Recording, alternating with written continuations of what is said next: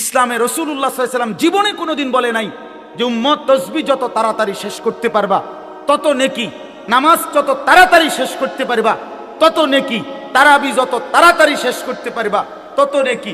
আল্লাহর কোরআন, রাসূলের হাদিস, কোন আউলিয়া, কোন পীর মাশায়েখ, কোন উলামা, কোন পীর বুজুর্গ, কোন ফকিহ, মুফতি, মুহাদ্দিস, ইমাম, আলেম কেউ কোনোদিন বলে নাই। মিয়া আর আপনি এটা কি নামাজ পড়েন? 4 রাকাত সুন্নাত পড়তে আপনি 1.5 মিনিটে ওড়ে আর নামে মস্কারি করে আর কি, আল্লাহর সাথে মস্কারি করে। একটা ফরনারি সূরা, কেরাত, দোয়া, কালাম, আত্তাহিয়াতু, তাশাহুদ, দোয়ায়ে কুনুত সব ভুল। আপনি নামাজ পড়েন, হ্যাঁ? হাসরের ময়দানে গিয়ে দেখবেন সব ডি মিলাইয়া 100 গ্রাম ওজন আইয়ে না, টের পাইবেন তো তখন। কথা বুঝেন নাই? আমরা হুজুররা আজীবন শুদ্ধ কোরআন পড়তে হবে, আর আমনে ভুল কোরআন পড়ে বেহেশতে চলে যাবেন। বেহেশত এরকম বেইনসাফির জায়গা না, বেহেশত ইনসাফের জায়গা। নামাজ, রোজা, হজ, যাকাত, জিকির, তেলাওয়াত, কোরআন, এর জন্য আপনার জন্য যে আইন আমার জন্য সে আইন, আমার জন্য যে আইন আপনার জন্য সে। রাসূলুল্লাহ সাল্লাল্লাহু আলাইহি সাল্লামের জন্য কোরআন শরীফ শুদ্ধ করা ফরজ, আর সাহাবীদের জন্য কোরআন শরীফ কোন রকম পড়লেই চলতো, এটাই নিয়ম ছিল তো। তাইলে আপনি সাধারণ মানুষ, আপনি পাবলিক, আপনি ছোটবেলায় পড়েন নাই, আপনি স্কুলে পড়ছেন, আপনি কলেজে পড়ছেন, এই সমস্ত কথা বললেই আপনার কোরআন শরীফ অশুদ্ধ, সূরা কেরাত অশুদ্ধ, তাইলে আপনি মাফ পেয়ে যাবেন, এ কথা আপনারে কে বলল? পাবলিক হইলে কোরআন শরীফ শুদ্ধ করতে হয় না, এ কথা আপনারে কে ফয়সালা দিল? বলেন চাচা, একজন চাচা বলেন, কথাটা বুঝছেননি আমার চাচা? না আপনি গ্রামের মানুষ হইলে আপনার সূরা কেরাত শুদ্ধকরণ লাগবে না, আপনি ভুল করেই সারবো আপনার, এই কথা ফয়সালা দিছে কে? কোন হুজুর? তার বিচার হইবে না। বলেন মিজান ভাই, আপনি জিজ্ঞান কে বললো এই কথা? এরকম কোনো অধিকার আছে কারো সিদ্ধান্ত দেওয়া? স্কুলে পড়লে, কলেজে পড়লে তোমার আর কোরআন শরীফ শুদ্ধ করতে হবে না ভাইয়া, এই কথা তোমারে কে বলল? কে বলল এটা? রাসূলুল্লাহ সাল্লাল্লাহু আলাইহি ওয়াসাল্লামের সামনে যেই সাহাবী দাঁড়াইতেন আবু বকর, আর পিছনে যেই সাহাবী, সকলের কোরআন শরীফ সমান শুদ্ধ ছিল, সকলের রুকু সেজদা সমানভাবে বিশুদ্ধ ছিল। মিয়া পিছনের ওয়ালার সেজদা আর সামনের ওয়ালার সেজদা বরাবর ছিল। মস্কারি করে আমরা গ্রামের মানুষ, হুজুর আমরা হইলাম সাদা সিধা মানুষ, কোন রকম, হ্যাঁ কোন রকম কদ্দুর দিন আইনা দিন খাই, আলাপ করে আলাপ। আপনার এই সমস্ত আলাপে হবে না বাপ, বিশ্বাস করেন না, হবে না। কোরআনুল কারীমের মধ্যে আল্লাহ বলছেন, ফামান কানা ইয়ারজু লিকা রাব্বিহি ফালিয়ামাল আমালান সালিহা ওয়ালা ইউশরিক বিইবাদাতি রাব্বিহি আহাদা। রব্বুল আলামিন বলেন, আখিরাতে যারা যারা আমি আল্লাহর সাক্ষাৎ তথা জান্নাত পেতে চাও, দুইটা বিষয় লাজেম। 1 নাম্বার, ফালিয়ামাল আমালান সালিহা, প্রতিটি আমল করতে হবে সালিহা, বিশুদ্ধ।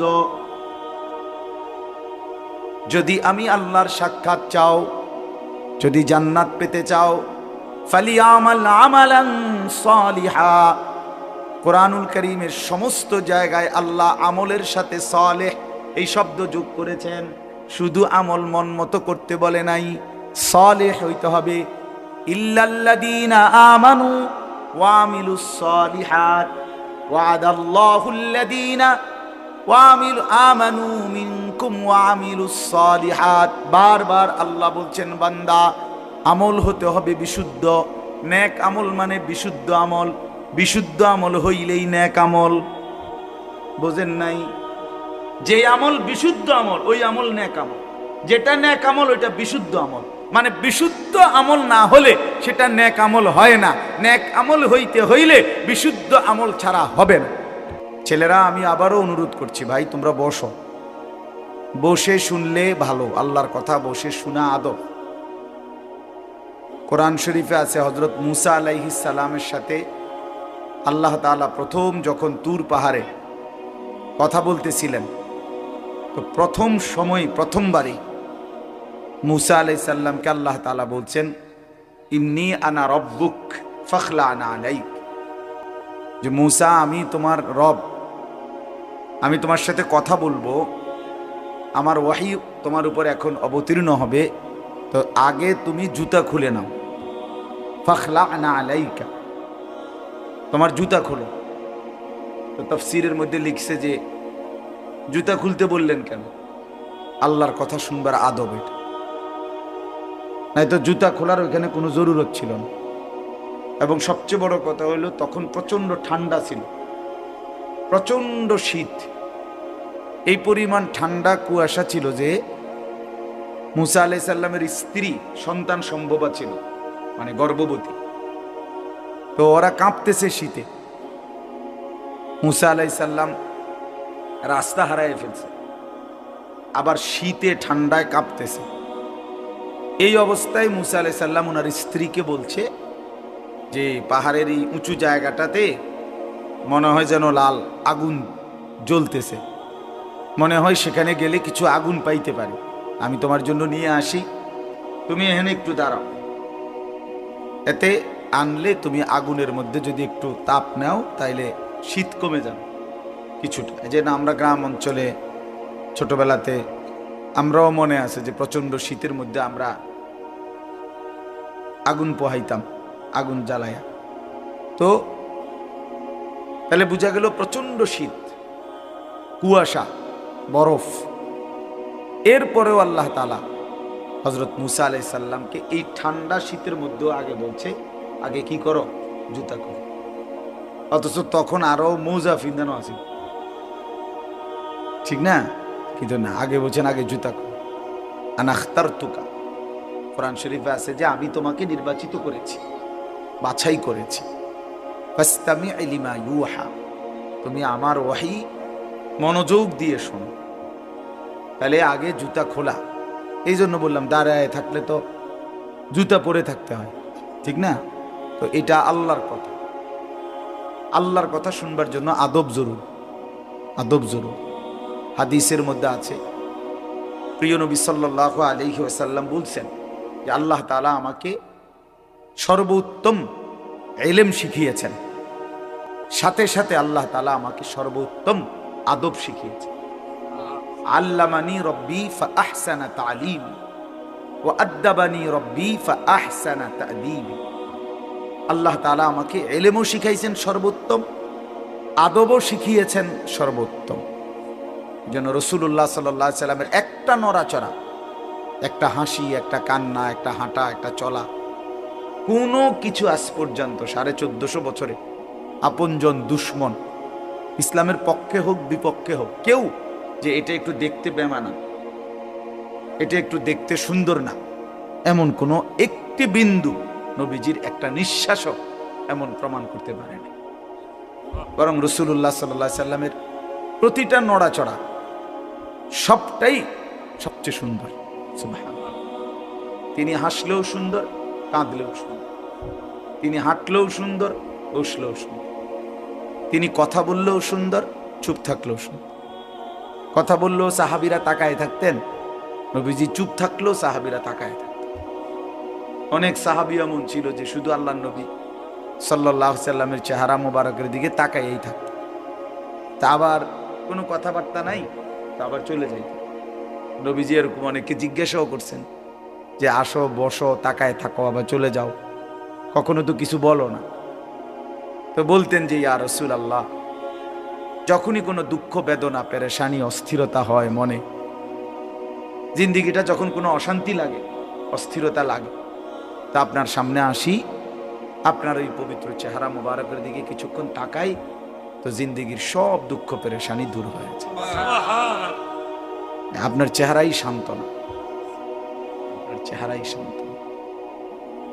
এই জন্য বাপ আদব জরুরি। রাসূলুল্লাহ সাল্লাল্লাহু আলাইহি সাল্লামকে আল্লাহ তাআলা সর্বোত্তম আখলাক শিখিয়েছেন। এই জন্য নবী সাল্লাল্লাহু আলাইহি সাল্লাম যেভাবে ওযু করতেন, ইস্তিনজা করতেন, পেশাব পায়খানা, খাওয়া, ঘুম, সব কিছু মডেল, সব কিছু সুন্দর, সব কিছু সুন্নাত, এবং গোটা পৃথিবীতে সবার কাছে এটা পরীক্ষিত। আজকের এই দিন পর্যন্ত আল্লাহ নবী সাল্লাল্লাহু আলাইহি সাল্লামের কোনো নিয়ম নীতি চলাফেরা একটাও কেউ এর চাইতে উত্তম কিছু পৃথিবীতে পেশ করতে পারে না। এটা একদম সত্য কথা। এই জন্য দয়া করে আল্লাহর কথা মনোযোগ দিয়ে শুনতে হয়, আদবের সাথে শুনতে হয়, কম হোক। আমি সব সময় বলি, কত মুসলমান আমরা আল্লাহর কথা শুনি, কিন্তু শুধু কেবল একটু আন্তরিকতা আগ্রহ এর অভাবে পরিবর্তন হয় নাই। তো বিশ্বাস করেন, আপনাদের এলাকার ওলামায়ে কেরাম, মসজিদের ইমাম সাহেব, জুমার নামাজের বয়ান সব কিছুই গুরুত্বপূর্ণ, সকল কথাই আলেমরা বলে, কিন্তু হয় আপনি জিমাইছেন, নয় আপনি জুরাইছেন, নয় আপনি মনোযোগ দেন নাই, অথবা আপনি বুঝতেই চেষ্টা করেন না। ও মাইত্য না চাই হুজুররা কত কথা এক সব হই না কি আর চলন যাবে, এই কথা বলিয়া সবগুলোই ফেলাই দিছে। কথা বুঝছেন না? আও এত সব ধরলে কোনো অনকার যুগে আর চলা যাইতো না। এই কথা বলে কিছুই ধরে নাই, কোনোটাই মানে নাই, পুরা জিন্দিগিটাই খেয়াল খুশির মতো চলছে। ও আরেকজনের থেকে দেখছে পথে ঘাটে, টেলিভিশনে, অথবা নিজের মনে যেটা মন চাইছে তাই করছে। আল্লাহ তাআলা কোরআনুল কারীমের মধ্যে বলছে, যে মানুষ তার মন মতো চলে, আল্লাহর কসম, কোরআনে আল্লাহ বলছে ওই মানুষ না, জানোয়ার। সরাসরি কোরআনের আয়াত আল্লাহ তাআলা বলছে যে তার ইচ্ছা মতো চলে, আল্লাহর বিধান, রসুলের বিধান, কোনো কিছু যে তোয়াক্কা করে না। আমার মনে যা চাই, চুল এমন কেন, আমার মন চাইছে, এভাবে হাঁটো কেন, আমার মন চাইছে, এটা কি ধরনের জামা পরলা, আমার মন চাইছে, তুমি এভাবে দাঁড়াইয়া পেশাব করো কেন, আমার মন চাইছে, তুমি এখানে দাঁড়াইয়া আসো কেন, আমার মন চাইছে, তুমি এখন সারাক্ষণ ঘুমায় রাখছো সকালবেলা, আমার মন চাইছে। এই যে একটা মানসিকতা, আমার মনে যা চায় তাই করলাম। বিশ্বাস করেন ভাই, নওজোয়ান ছেলে তোমরাও বোঝো ভাই, এই জীবন জানোয়ারের জীবন, খোদার কসম, এটা জানোয়ারের জীবন, এটা মানুষের বাচ্চা, এই জন্তু জানোয়ার, হাইওয়ান, এই গরু ছাগলের জিন্দেগি। এই জন্য কোরআন শরীফ আল্লাহ বলছে, আর আইতা মান ইত্তাখাযা ইলাহা, যে তার নিজের মনের চাহিদাকেই নিজের খোদা বানিয়েছে। আল্লাহ বলেন ইনহুম ইল্লা কাল আনআম, তাদের পরিচয় আর কিছুই নয়, শুধুই আনআম, চতুষ্পদ জন্তু। আপনি আপনার এলাকার যে কোনো হুজুর রিজিক আনবেন, আনআম অর্থ কি? চতুষ্পদ জন্তু, জানোয়ার, হাইওয়ান। এই জন্য আদব জরুরি, আল্লাহর কথা কমই শুনে, মনোযোগ দিয়ে শুনে, তাহলে দেখবেন আপনার মসজিদের ইমাম সাহেবের বয়ান দ্বারাই জিন্দিগি বদলাই গেছে। না একবারে চাঁদের দেশের থেকে হুজুর আনতে হইব, মঙ্গল গ্রহ থেকে হুজুর আনতে হইব, এগুলো কোনো কথা না। আল্লাহর কথা যিনি বলে, ছোট হোক বড় হোক, স্থানীয় হোক দূরের হোক, আল্লাহর কথা যিনি বলে তিনি দামি, যখনই বলে তখনই দামি। জোহরের পরে বললেও দামি, আসরের পরে বলল, রাত 10টা বাজলে উনি প্রধান বক্তা, আর 8টা বাজে উনি বিশেষ বক্তা। এটা কোরআনের কোন আয়?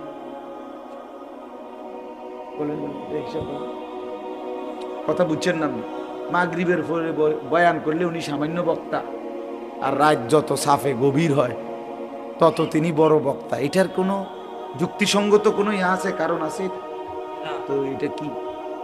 এটা কোনো বিষয় না। প্রধান বক্তা, বিশেষ বক্তা, অল্প বক্তা, সাংঘাতিক বক্তা, ভয়ঙ্কর বক্তা, এগুলো সব ধোঁকা। এগুলো কি? আমি আজকে, যেমন আজকে জোহরের পরে বয়ান করছি চাঁদপুর, আসরের 8 টাইম পর্যন্ত, মা এশার নামাজের পরে বয়ান করছি নাঙ্গলকোট, লাকসামের করো আরো হেদিক। আমার একটা বিশেষ কারণে আমি ওখানে যাইতে হয়েছি, এই কারণে আমার এখানে দেরি হয়েছে। আমার এইটা আগের নেওয়া মাহফিল, আব্দুল বাতেন ভাই বহু আগে দাওয়াত দিয়েছে, কিন্তু ওইখানে আমি এতটা বড় মাপের বুজুর্গ আলেম আমারে আবদার করছে হাতে ধরে, আমি না যাইয়া পারি। খুব কষ্ট করে আমি গেছি, মানে বহুত কষ্টে উড়াই আসছি। আপনি সারাটা দিন পথে পথে, সারাদিন, সারাদিনে আমি এখন আজকে এখনো বৈশা ভাত খাইনি। এমনি বললাম, মানে নাস্তা টাস্তা করছি গাড়িতে বসে বসে, সব গাড়িতে বসে বসে। তো এই যে বললাম বিষয়টা অর্থ হইল, তাহলে এখন আমি আসরের আগে যে বয়ান করলাম তখন আমি কি বল? বুঝেন নাই? এসার পর যে বয়ান করলাম তোর হিসেবে আমি কি বক্তা, অহন আমি কি বক্তা, এটি বুঝি কথা। এই সময় আমি অল্প গুদ্দুর বক্তা, সাংঘাতিক বক্তা, এইটা কোনো কথা না। আল্লাহর কথা যখনই বলা, আল্লাহর কথা বলতে থাকা, ফজরের পরে, জোহরের পরে, কখনো 10 মিনিট, কখনো 1 ঘন্টা, যতক্ষণ বলা যায় বললেই লাভ, খুললেই লাভ, জবান খুললেই লাভ, আল্লাহকে ডাকলেই লাভ, আল্লাহকে ডাকলেই লাভ। সুবহানাল্লাহ একবার বললেও নেকি, 1000 বার বললেও নেকি, একবার বললে একবারের নেকি, 1000 বার বললে 1000-এর নেকি। কথা বুঝছেন না? এই জন্য বাপ আমার, ভাই আমার, বন্ধু আমার, এটা বোঝা উচিত। আমি প্রতিদিন বয়ানের শুরুতে 10-20 মিনিট সময় এই কথাটা বুঝাইতে চেষ্টা করি যে আপনারা সকল আলেমদের কথাকে কদর করুন। জনপ্রিয়তা এটা একটা ধোঁকা, অর্থাৎ এটা আল্লাহ তাআলার একটা ইচ্ছা। হয়তো কখনো আল্লাহ তাআলা আপনার কাউকে একটু বেশি মানুষের সামনে বলায়, কখনো কাউকে কম মানুষের সামনে বলায়। এটা কোনো অপমান, বেইজ্জতি, ইজ্জতের কিচ্ছু নেই। 1 লাখ মানুষ মনে করেন আজকে আমার বয়ানে এখন বসলো, 1 লক্ষ মানুষ আমারে স্লোগান দিয়া কোম্পানিগঞ্জ স্টেশনে দিয়ে আসলো, সম্মান দেখাইলো সবাই, আপনি বুঝলেন আর কি আমি খুব জনপ্রিয়। আল্লাহ তাআলা বললেন আনিস আমি নিলাম না। হ্যাঁ, এরপরে বুঝেন নাই আমার কথা? আল্লাহ তাআলা বলল আমি নিলাম না, আমি তোমার এই গ্রহণ করলাম না। তখন তখন তো কুত্তার সমান মর্যাদাও নেই, তখন তো জন্তু জানোয়ারের সমান মর্যাদা। আল্লাহ যদি কাউকে প্রত্যাখ্যান করে সারা পৃথিবী শিক্ষার লিখি। আল্লাহ গ্রহণ করা এটা সবচেয়ে বড় কথা।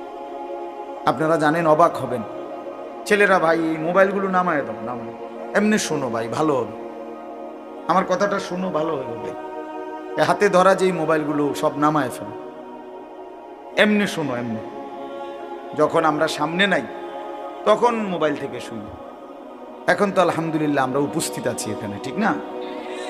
মেহেরবানি করে আন্তরিকতা নিয়ে চেহারার দিকে তাকাইয়া শুনলে ভালো। এই সারাক্ষণ মোবাইল নিয়ে ব্যস্ত থাকলে এটা এক ধরনের রোগ আসে, বাস্তব। আপনি ডাক্তারকে জিজ্ঞাসা করে দিন, মোবাইলের এই আসক্তি, নেশা, সারাক্ষণ এটা ছাড়া চলতে না পারা, এটা এক ধরনের রোগ, মানসিক। সত্যি কথা বলি, এটা একটা মানসিক। আমি নিজে, আমার একজন আত্মীয়, নামাও না ভাই, নামাও মোবাইল, নামাও। আমার একজন আত্মীয়, তার এই ব্রেনে সমস্যা হয়েছে, আমি তারে কুমিল্লা একটা বড় মানসিক হাসপাতাল ওখানে ভর্তি করাইছিলাম। আমি নিজে দেখতে গেছি যখন তারে, তখন ওখানে একজন ভদ্রলোক, উচ্চ শিক্ষিত, সরকারি উচ্চ পদস্থ কর্মকর্তা, তো উনি ওখানে বসা, আমারে দেখে জড়ায় ধরছে, কাঁদছে। তো ওনার স্ত্রী বিবির জন্য দোয়া চাইছে উনি, যে হুজুর আমার ওয়াইফ এই হসপিটালে ভর্তি, সেও আপনার মাস্টার্স করা মেয়ে, মহিলায় মানে বেটার বউ। তাই বললাম স্যার আপনার স্ত্রী এখানে ভর্তি, বুঝলাম না বিষয় কেন?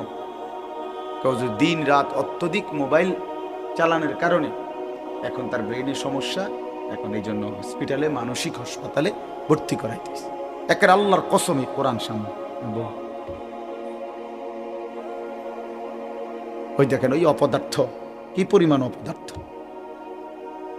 মানে এই জিন্দিগি একটা ফালতু জিন্দিগি আর কি। যে হুজুর আমনে না, আরো বলেন আমি বেশরমের কোনো শরম নাই। হ্যাঁ, মানে এইটাই হলো মানুষ, অর্থাৎ কোথায় আমি কিচ্ছুর কোনো হিসাবের দরকার, আমার যা মন চায় তা। এবারে কে বলছে এত কথা আমার দরকার, আমনের মতো হুজুর নামে হুজুরের আব্বা কো, আমার মোবাইল আমি টিপব, বহুত বড় অসভ্য মানসিকতা এটা, অসভ্য মানসিকতা। দিন দিন ছেলে পেলে জিন্দিগির কোনো সৌন্দর্য নেই ভাইয়া। একটা সৌন্দর্য থাকতে হয়, নিজের একটা সৌন্দর্য আছে, আত্মমর্যাদা আছে, চলাফেরা, কথাবার্তা, চাল চলনের মধ্যে একটা রুচি থাকে মানুষের। আমার নিজস্ব কোনো স্বকীয়তা নাই, আমার যখন যেরকম মন চায় তখন এক এক সময় এক এক চুল, এক এক সময় এক এক জামা, এক এক সময় এক এক ড্রেস। এটা তো স্বাভাবিক মানুষ না, এ তো প্রতিবন্ধী, বাঁতাল, পাগল মানুষ, তার সিরা মানুষ। হ্যাঁ,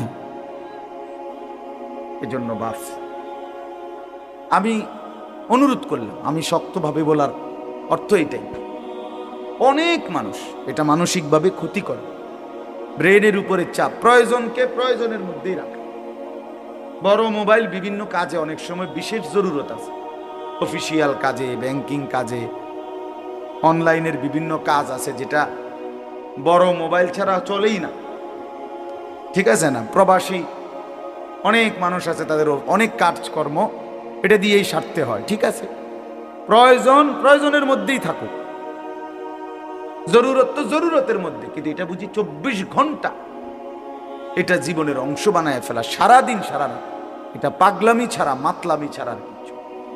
এটা শেষ পর্যন্ত একদিন, আল্লাহর কসম আমি বললাম ছেলেরা, একদিন তোমার জীবনটা একটা শূন্য মরুভূমি বানায়া তোমারে ছেড়ে দিবে। বাস্তবতা এটা ভাই, জোরে বলো না, জোরে স্বাভাবিকভাবেই শোনো। ঠিক বলতে গিয়ে যদি আবার রসিকতা করো তো গুনাহ হবে। একজনে দুষ্টামি করে জোরে বললা ঠিক, আরেকজনে হাসি দিলা, তো তো মস্কারি করলা।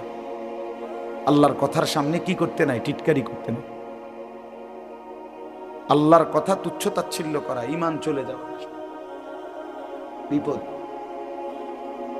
আমি এত কিছু বললাম, নিজে খামখেয়ালির কোনো দরকার নেই, এত জোরে এত মজা করে ঠিক বলার কিছু নেই, শুনতে থাকো ভাই, আলাদা আলাদা শোনো। এজন্য আমি বললাম প্রত্যেকটা মানুষ, কোরআনুল কারীমের মধ্যে আছে, আল্লাহ তাআলা বলেন, ওয়ালা তাকুনু কাল্লাযীনা নাসুল্লাহ ফাআনসাহুম আনফুসাহুম। আল্লাহ বলে, বান্দা তুমি আমারে এই পরিমাণ ভুলে যেও না, দীর্ঘদিন বেশি আমারে ভুলে গেলে একদিন আমি তোমাকে তোমার থেকে ভুলিয়ে দেব। একদিন তুমি টোটালি ভুলে যাবা তুমি মানুষের বাচ্চা, একদিন তুমি পুরা ভুলে যাবা তুমি মুসলমানের সন্তান। তোমার একটা বাবা আছে, মা আছে, তোমার একজন আল্লাহ আছে, তোমার একজন রসুল আছে, তোমার একটা মৃত্যু আছে, তোমার একটা কবর আছে, তোমার একটা আখেরাত আছে, তোমার একটা পরকাল আছে, তোমার একদিন বিচারের মুখোমুখি হইতে হবে। এই কথাটা যদি টোটাল ভুলে যাও, সেটা অনেক বড় অধপতন, অনেক বড় মুসিবত। যে গন্তব্য জানে না, মঞ্জিল চিনে না, তার জন্য এটা অনেক বড় বিপদ। কোনো বাসে যদি কেউ উঠে কন্ট্রাক্টর জিজ্ঞাসা করে কই নামবেন, সে যদি বলে আমার জানা নাই, আপনার তোমার মতো মন মতো একটা নামাই দিও, তো সে তো পাগল বলবে, তো পাগল বলবে না, নিশ্চিত বলবে তো এটা পাগল লোক, মাতা। এই জন্য দোস্ত আমার, আমরা কোথায় যাব এটা যদি আমাদের জানাই না থাকে, তো আমি তো সুস্থ না, আমি তো পাগল। কোরআনুল কারীম আল্লাহ তাআলা বারবার বলছে, বান্দা তুমি মনে রাখো কিন্তু আমার কাছে তোমাকে ফিরে আসতে। আফা হাসিবতুম আন্নামা খালাকনাকুম আবাসান ওয়া আন্নাকুম ইলাইনা লা তুরজাউন। আল্লাহ তাআলা বলে, বান্দা তুমি কি এই ভেবেছো আমি তোমারে এমনি এমনি বানাইছি? আবাস মানে অনর্থক। আমি কি তোমাকে অনর্থক বানিয়েছি? কোনো উদ্দেশ্য নাই, কোনো উদ্দেশ্য নাই আমার, এমনি এমনি ছেড়ে দিলাম।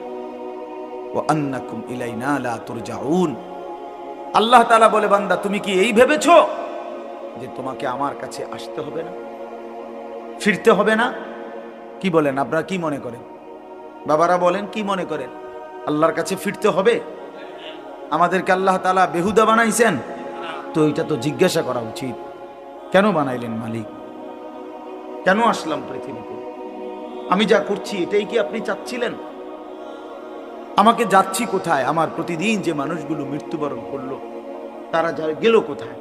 আমি যাব কোথায়? সেখানে আমাকে কিছু বলবে কিনা, জিজ্ঞেস করবে কিনা? এটুকু বিবেক যদি দেমাগ না থাকে দোস্ত আমার, বাপ আমার, তা আমি মানুষ হইলাম কি? আমি মানুষ হইলাম কি? আমি একজন সুস্থ মানুষ হলাম কিভাবে? আমি তো জন্তু জানোয়ার না, আমি তো কুকুর বিড়াল না যে খাইলাম আর ঘুমাইলাম, গরু ছাগল না। কোরআনে আল্লাহ বারবার বলছে, বান্দা কুল ইন্নাল মাউতাল্লাযী তাফিররুনা মিনহু ফাইন্নাহু মুলাকীকুম সুম্মা তুরাদ্দুনা ইলা আলিমিল গায়বি ওয়াশ শাহাদা। আল্লাহ বলে, বন্ধু আপনি আমার বান্দাদের সকলকে বলে দেন, দুনিয়াবাসী, মৃত্যু থেকে তোমরা যেখানেই পলায়ন করো না কেন, মৃত্যু নিজেই তোমাদের সাথে সাক্ষাৎ করবে। সুম্মা তুরাদ্দুনা ইলা আলিমিল গায়বি ওয়াশ শাহাদা, অতঃপর তোমাদের সকলকে প্রকাশ্য এবং গোপন সব জানেন যেই সত্তা মহান আল্লাহ, তার কাছেই ফেরত আনবে। তিনি কে? ফায়ুনাব্বিউকুম বিমা কুনতুম তা'মালুন, অতঃপর আল্লাহই তোমাদেরকে শোনাবেন, জানাবেন তোমরা তোমাদের পুরা জিন্দেগিতে কি কি করেছিলে। এইভাবে বহু আয়াত ইলাল্লাহি মারজিউকুম জামিআন। আল্লাহ বলে তোমাদের সকলকে আমি আল্লাহর কাছে ফিরতে হবে। ইলাইহি তুরজাউন, ইলাইহিল মাসির, ইলাইয়াল মাসির, এভাবে বারবার আল্লাহ, বান্দা ফিরতে হবে, আসতে হবে, আমার কাছে আসতেই হবে। আমার শায়েখ আল্লামা মুফতি মুশতাকুর নবী সাহেব বলে, আল্লাহ তাআলা ছাড় দেয়, ছেড়ে দেয় না। যেই ছেলে গুড্ডি উড়ায় সে সুতা ছাড়ে, নাটাই ছাড়ে না। নাটাই বোঝেন না, যেটার মধ্যে সুতা, হ্যাঁ এইটা নাটাই, হাতে যেটা থাকে আর কি। তো সুতা তো ছাড়তে ঘুড়ি অনেক উপরে চলে গেছে, কিন্তু ছেলেটা নাটাই তো ছাড়ে না, নাটাই ছাড়ে। তো আল্লাহ তাআলা বলে, বান্দা 60 বছর, 50 বছর, 70 বছর, 30 বছর, 100 বছরের সুতা তো আমি ছেড়ে দিছি, কিন্তু নাটাই ছাড়ি নাই। ঠিক যখন সময় হয় আমি আল্লাহ মালাকুল মউত পাঠিয়ে, আজরাইল পাঠিয়ে 1 সেকেন্ডেই তোমাকে আবার আমার কাছে নিয়ে আসি, তোমারে ফিরাইয়া আনতে দেরি হয় না। ফাইদা জাআ আজালুহুম লা ইস্তাখিরুনা সাআতান ওয়া লা ইস্তাকদিমুন, 1 সেকেন্ড আল্লাহ দেরি করবে। চলেন বাপ, এজন্য ভাবতে শিখি। ছেলেরা তোমরাও ভাইবো, আমার বাপ আমার কথা হইলো তোমার পথে তুমি, আমার পথে আমি। যার যার জায়গায় আমরা ফিরে যাব, যার যার গন্তব্যে। তোমার ঘর আলাদা, আমার ঘর আলাদা। তোমার জিন্দিগি তোমার সাথে, আমার জিন্দিগি আমার সাথে। কেউ কারোর জন্য আটকায় না বাপ। দুনিয়া কেউ কারোর জন্য আটকায়ও না, আর দুনিয়া কারোর জন্য থাইমাও থাকে। বহুত স্বার্থপর এই দুনিয়া, বহুত স্বার্থপর। আজকে তো অনেক বন্ধু দেখা যায়, কিন্তু অ্যাক্সিডেন্ট করলে সাথে অন্যরাও পাও ভাঙ্গে না।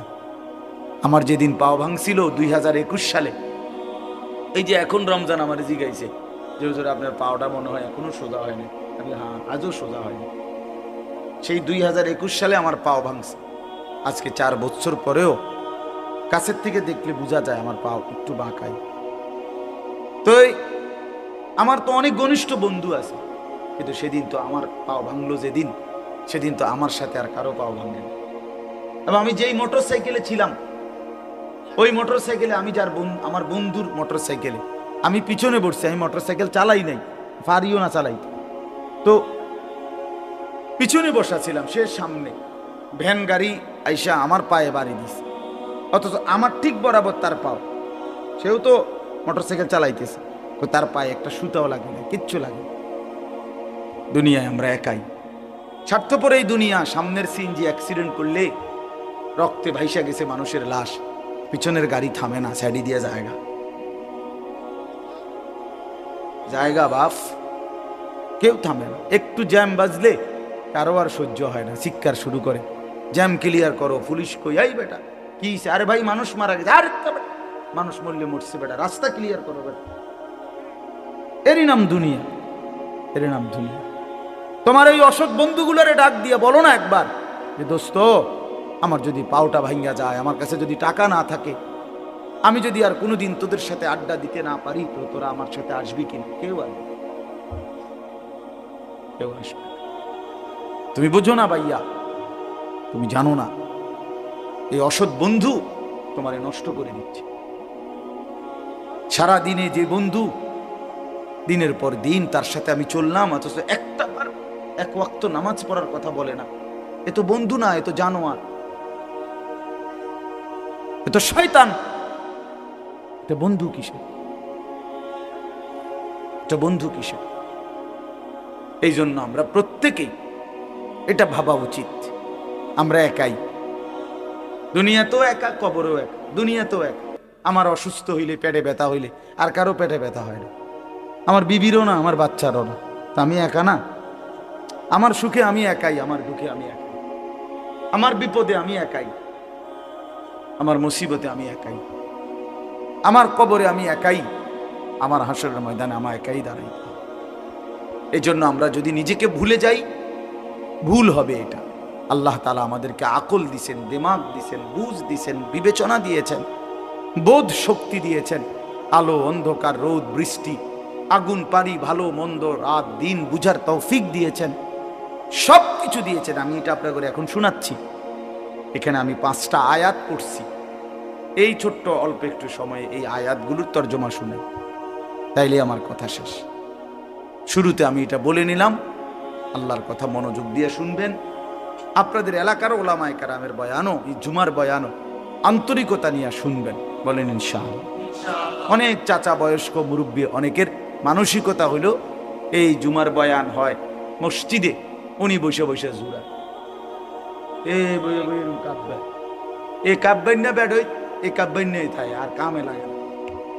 এই জীবনটা শেষ জীবন পর্যন্ত, বুড়া বয়সেও ওই সাদওয়ান আর ওই বন বিড়ি ছাড়া আর কোনো কামে লাগে না। এই ডিউটি এটা, বইয়া বইয়া বন খায়, বিড়ি খায়, আর এই গপ মারে, শিহুলি কয়, সিনেমা, নাটক, সিনেমা, নর্তকী, নাচ গান, টেলিভিশন, বসে বসে চা দোকানে এগুলো দেয়। কারণ আমল করবে কিন্তু জানেই না কিছু, জানেই তো না কিছু, শিখেই তো নাই কিছু, শিখেই তো না কিছু। আমলের মধ্যে কোনো ভুল আছে কিনা এটাও তো সংশোধন করে না। 100 দানার তসবি পড়ে ফেলছে 1 মিনিটে। এটা কি তসবি পড়লো? মিনিটের মধ্যে, মিনিট, মেশিনে সুবহানাল্লাহ, আলহামদুলিল্লাহ, আল্লাহ, কিতা এগুলো কি? আপনি জিজ্ঞাসা করেন, এখন একজন আলেম জিজ্ঞাসা করেন, লোককে জিজ্ঞাসা করেন যে এটা তাসবি কিনা। এটা মোটেই তাসবি না, কোনোদিনও না। ইসলামে রাসূলুল্লাহ সাল্লাল্লাহু আলাইহি ওয়াসাল্লাম জীবনে কোনোদিন বলে নাই যে উম্মত তাসবি যত তাড়াতাড়ি শেষ করতে পারবা তত নেকি, নামাজ যত তাড়াতাড়ি শেষ করতে পারবা তত নেকি, তারাবি যত তাড়াতাড়ি শেষ করতে পারবা তত নেকি। আল্লাহর কোরআন, রাসূলের হাদিস, কোন আউলিয়া, কোন পীর মাশায়েখ, কোন উলামা, কোন পীর বুজুর্গ, কোন ফকিহ, মুফতি, মুহাদ্দিস, ইমাম, আলেম কেউ কোনোদিন বলে নাই। মিয়া, আর আপনি এটা কি নামাজ পড়েন? 4 রাকাত সুন্নত পড়তে আপনি 1.5 মিনিটে ওড়ে আর নামে, ওড়ে আর নামে, মস্কারি করে আর কি, আল্লাহর সাথে মস্কারি করে। একটা ফরনারি, ফরনারি সূরা, কেরাত, দোয়া, কালাম, আত্তাহিয়াতু, তাশাহুদ, দোয়ায়ে কুনুত সব ভুল। আপনি নামাজ পড়েন, আপনি নামাজ পড়েন, হ্যাঁ, হাসরের ময়দানে গিয়ে দেখবেন সব ডি মিলাইয়া 100 গ্রাম ওজন আইয়ে না, টের পাইবেন তো তখন। কথা বুঝেন নাই? আমরা হুজুররা আজীবন শুদ্ধ কোরআন পড়তে হবে, আর আমনে ভুল কোরআন পড়ে বেহেশতে চলে যাবেন। বেহেশত এরকম বেইনসাফির জায়গা না, বেহেশত ইনসাফের জায়গা। নামাজ, রোজা, হজ, যাকাত, জিকির, তেলাওয়াত, কোরআন, এর জন্য আপনার জন্য যে আইন, আমার জন্য সে আইন, আমার জন্য যে আইন, আপনার জন্য সে। রাসূলুল্লাহ সাল্লাল্লাহু আলাইহি সাল্লামের জন্য কোরআন শরীফ শুদ্ধ করা ফরজ, আর সাহাবীদের জন্য কোরআন শরীফ কোন রকম পড়লেই চলতো, এটাই নিয়ম ছিল তো। তাইলে আপনি সাধারণ মানুষ, আপনি পাবলিক, আপনি ছোটবেলায় পড়েন নাই, আপনি স্কুলে পড়ছেন, আপনি কলেজে পড়ছেন, এই সমস্ত কথা বললেই আপনার কোরআন শরীফ অশুদ্ধ, সূরা কেরাত অশুদ্ধ, তাইলে আপনি মাফ পেয়ে যাবেন, এ কথা আপনারে কে বলল? পাবলিক হইলে কোরআন শরীফ শুদ্ধ করতে হয় না, এ কথা আপনারে কে ফয়সালা দিল? বলেন চাচা, একজন চাচা বলেন। কথাটা বুঝছেননি আমার চাচা? না, আপনি গ্রামের মানুষ হইলে আপনার সূরা কেরাত শুদ্ধকরণ লাগবে না, আপনি ভুল করেই সারবো। আপনার এই কথা ফয়সালা দিছে কে? কোন হুজুর? তার বিচার হইবে। বলেন মিজান ভাই, আপনি জিজ্ঞান কে বললো এই কথা? এরকম কোনো অধিকার আছে কারো সিদ্ধান্ত দেওয়া? স্কুলে পড়লে, কলেজে পড়লে তোমার আর কোরআন শরীফ শুদ্ধ করতে হবে না ভাইয়া, এ কথা তোমারে কে বলল? কে বলল এটা? রাসূলুল্লাহ সাল্লাল্লাহু আলাইহি ওয়াসাল্লামের সামনে যে সাহাবী দাঁড়াইতেন আবু বকর, আর পিছনে যে সাহাবী, সকলের কোরআন শরীফ সমান শুদ্ধ ছিল, সকলের রুকু সেজদা সমানভাবে বিশুদ্ধ ছিল। পিছনের ওয়ালার সেজদা আর সামনের ওয়ালার সেজদা বরাবর ছিল। মস্কারি করে, আমরা গ্রামের মানুষ, হুজুর আমরা এলাম সাদা সিধা মানুষ, কোন রকম কোন রকম কদ্দুর দিন আইনা দিন খাই, আলাপ করে আলাপ। আপনার এই সমস্ত আলাপে হবে না বাপ, বিশ্বাস করেন না, হবে না। কোরআনুল কারীমের মধ্যে আল্লাহ বলছেন, ফামান কানা ইয়ারজু লিকা রাব্বিহি ফালিয়ামাল আমালান সালিহা ওয়ালা ইউশরিক বিইবাদাতি রাব্বিহি আহাদা। রব্বুল আলামিন বলেন, আখিরাতে যারা যারা আমি আল্লাহর সাক্ষাৎ তথা জান্নাত পেতে চাও, দুইটা বিষয় লাজেম। এক নাম্বার, ফালিয়ামাল আমালান সালিহা, প্রতিটি আমল করতে হবে সালিহা, বিশুদ্ধ। যদি আমি আল্লাহর সাক্ষাৎ চাও, যদি জান্নাত পেতে চাও, ফালিয়ামাল আমালান সালিহা। কোরআনুল কারীমের সমস্ত জায়গায় আল্লাহ আমলের সাথে সালেহ এই শব্দ যোগ করেছেন। শুধু আমল মন মতো করতে বলে নাই, সালেহ হইতে হবে। ইল্লাল্লাযীনা আমানু ওয়া আমিলুস সালিহাত ওয়া'দাল্লাহুল্লাযীনা আমানু মিনকুম ওয়া আমিলুস সালিহাত। বারবার আল্লাহ বলছেন, বান্দা আমল হতে হবে বিশুদ্ধ। নেক আমল মানে বিশুদ্ধ আমল, বিশুদ্ধ আমল হইলেই নেক আমল। বোঝেন নাই? যে আমল বিশুদ্ধ আমল ওই আমল নেক আমল, যেটা নেক আমল ওইটা বিশুদ্ধ আমল। মানে বিশুদ্ধ আমল না হলে সেটা নেক আমল হয় না। নেক আমল হইতে হইলে বিশুদ্ধ আমল ছাড়া হবে না। হবে?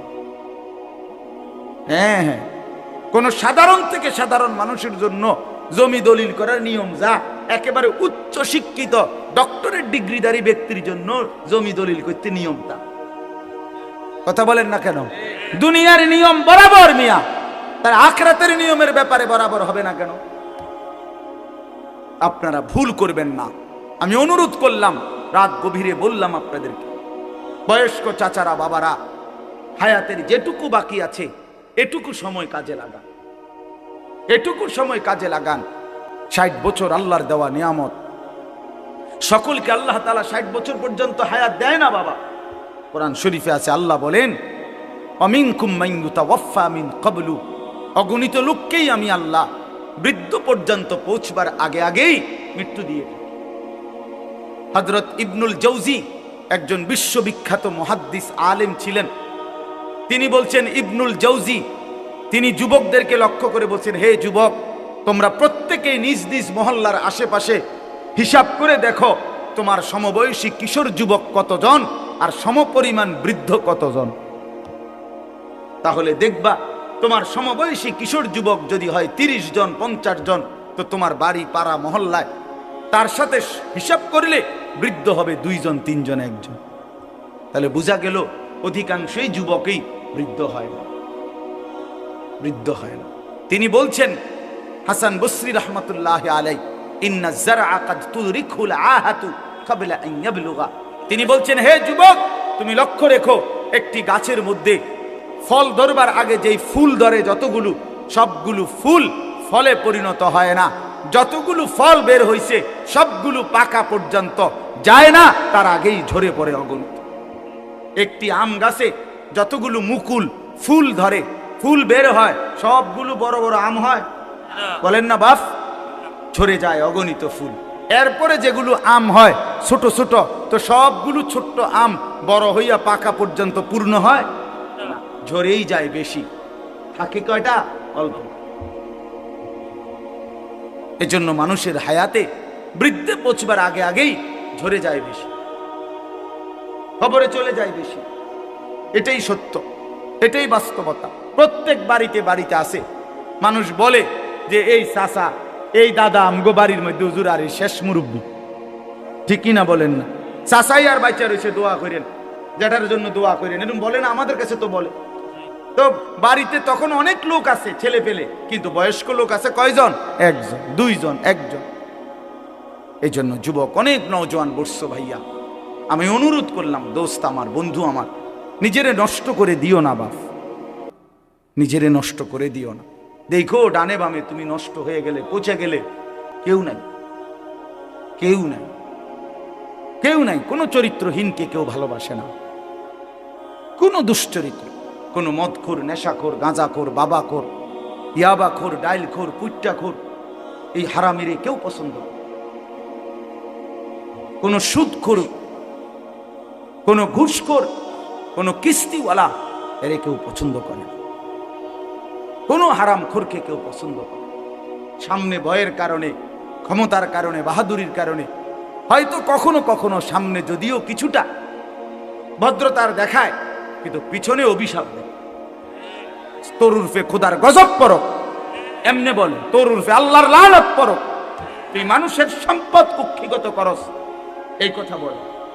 তো বেটা কি টাকা কামাইলি, কি বাড়ি করলি বেটা, টাইলস লাগাইলি, মানুষ তোরে অভিশাপ দেয় বেটা। এর চাইতে এই জিন্দেগির চাইতে মরে যাওয়া ভালো বেটা, মরে যাওয়া ভালো হারামখোর বেটা। এই জন্য বাপ, কোন নাফরমানকে কেউ পছন্দ করে না, কোন জালেমকে কেউ সম্মান করে না, মহব্বত করে। আল্লাহ তাআলা আল্লাহর নজর থেকে, বিশ্বাস করেন যে আল্লাহর নজর থেকে সরে যায় প্রত্যেক পাপী, নাফরমান পাপী আল্লাহর দৃষ্টি থেকে, আল্লাহর রহমের দৃষ্টি থেকে সরে যায়। আর আল্লাহর নজর থেকে সরে যায় যে আল্লাহর কসম গোটা মাখলুক তাকে নিন্দাই করে, মালউন হয়, সমস্ত সৃষ্টির কাছে সে অভিশপ্ত। আল্লাহর রহমের নজর যার উপরে পড়ে তারে গোটা সৃষ্টি ভালোবাসে। ইন্নাল্লাযীনা আমানু ওয়া আমিলুস সালিহাত সায়াজআলু লাহুমুর রাহমানু ওয়ুদ্দা। আল্লাহ বলে, নিশ্চয়ই যারা ঈমানওয়ালা হলো এবং সমস্ত নেক আমল বিশুদ্ধভাবে করলো, আমি আল্লাহ আমার গোটা সৃষ্টি জগতের মধ্যে তার জন্য আমি নিজে ভালোবাসা দিয়ে দেব। ভালোবাসা দিই, ভালোবাসা জোর করে আদায় করতে হয়। মহব্বত আল্লাহর পক্ষ থেকে, মহব্বত আপনাদের সাথে আমাদের ভালোবাসা আল্লাহর পক্ষ থেকে, ঠিক কিনা বলেন না? আল্লাহর পক্ষ থেকে, আল্লাহর পক্ষ, আল্লাহর পক্ষ থেকে। আপনাদের কারোর সাথে আমাদের কারো কোনো লেনদেন নেই, আমার কোনো লেনদেন নাই আপনাদের সাথে, আর্থিক কোনো লেনদেন নাই। এখানে একজন লোকের সাথে আছে কোনো লেনদেন, কিন্তু মহব্বত আছে, ঠিক কিনা বলেন? আছে না মহব্বত? এই ভালোবাসা আল্লাহর জন্য, এই ভালোবাসা আসমানওয়ালার পক্ষ থেকে, আসমানওয়ালার পক্ষ থেকে। আল্লাহ আমাদেরকে উত্তম ভাবে বুঝবার তৌফিক দান করেন। চলেন এই আয়াতগুলোর তর্জমা শুনেন, তাইলে এই কথা শেষ। এই সূরাটার নাম হলো সূরা দাহার। দাহার কোরআনুল কারীমের 29 নম্বর পারা, 76 নম্বর সূরা কোরআনুল কারীমের। এই সূরার মধ্যে মোট 30টা আয়াত, আমি মাত্র 5টা আয়াত পড়ছি। অল্প একটু সময়ে 5টা আয়াতের সংক্ষিপ্ত তর্জমা শুনাই ইনশাআল্লাহ, তাইলে আমাদের কথা শেষ হবে। আগে একটা কথা শুধু আমরা বুঝি, একসাথে আমি মুখে বলে নেই, তাহলে তর্জমা করলে সহজ হয়ে যাবে ইনশাআল্লাহ। সূরাটার নাম হলো সূরা দাহার। দাহার মানে হলো যুগ। আমরা যে বলি যুগ যুগ ধরে, এই যুগ, এই যুগ বলে আর কি, সময়ের একটা অংশকে কি বলে? যুগ বলে। এই যুগ দাহার। এই সূরাটার 30টা আয়াত। এই সূরাটার একটা বৈশিষ্ট্য হলো, কোরআনুল কারীমের এই সূরাটার মধ্যে, পুরা কোরআনের মধ্যেই আল্লাহ তাআলা জান্নাতের অনেক বর্ণনা দিয়েছেন। একটু আগে আমি এসে শুনতেছিলাম মাওলানা আব্দুল হক ভাই শেষ যে অংশ কথা বলতেছেন, জান্নাতের কথাই বলতেছিলেন, জান্নাতের তেলাওয়াতের কথা বলতেছিলেন, ঠিক না? হ্যাঁ, হযরত দাউদ আলাইহিস সালামের কণ্ঠে তেলাওয়াত। আচ্ছা, কি মজাটা হবে, কি মজাটা! আল্লাহু আল্লাহ, 70,000 বছর এক টানা হযরত দাউদ আলাইহিস সালাম তেলাওয়াত করেন। 70,000 বছর। এই 70,000 বছর জান্নাতীরা সব ভুইলা শুধু ওনার তেলাওয়াত শুনে। আল্লাহু আকবার। এরপরে থামবে, এরপরে আল্লাহ তাআলা আমাদের প্রিয় নবী, ছেলেরা তোমরা এই যে তোমরা যে ফাজলামি করতেছো এখানে বৈশা, এই বেটা